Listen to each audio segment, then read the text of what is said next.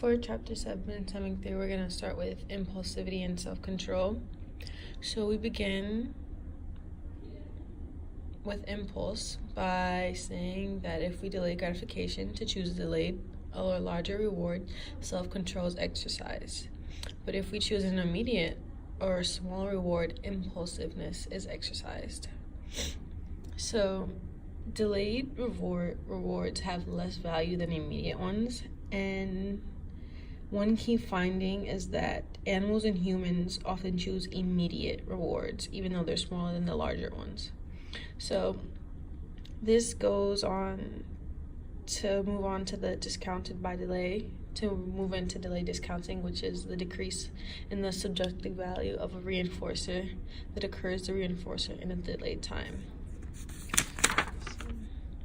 Researchers George Ansley and Howard Rajlin used delayed discounting to explain self-control and impulsiveness in situations where we choose between small immediate rewards and large delayed rewards. So they came up with a strategy, or we move on to the pre-commitment strategies, which is a method for decreasing impulsiveness and increasing self-control, in which the individual makes choices well in advance.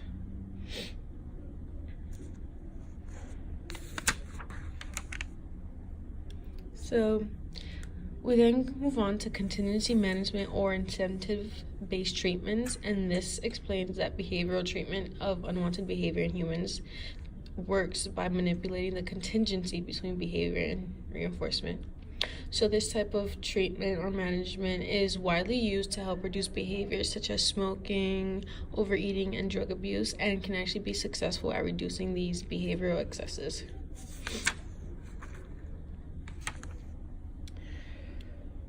So researchers Richard Thaler and Cass Sunstein wrote a book called Nudge: Improving Decisions About Health, Wealth, and Happiness, and they suggest that people can be helped to make better choices by modifying the environments in which they make them.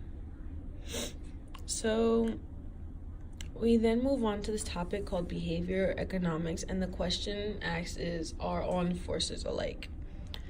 So here we go into substitutability, which is a way of conceptualizing the relationships between reinforcers or commodities as substitutes, complements, and independence. So those are the three things that stand out in this section.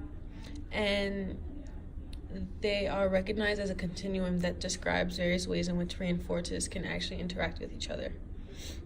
So we also are introduced to behavioral economics, which is an area within operant psychology in which behavior is analyzed using economic principles.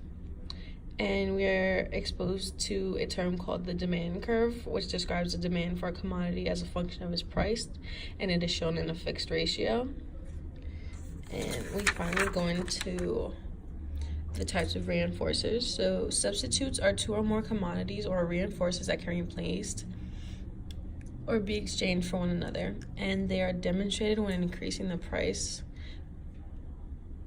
They are demonstrated when increasing the price, and one of them will decrease the consumption of it and increase the demand for another.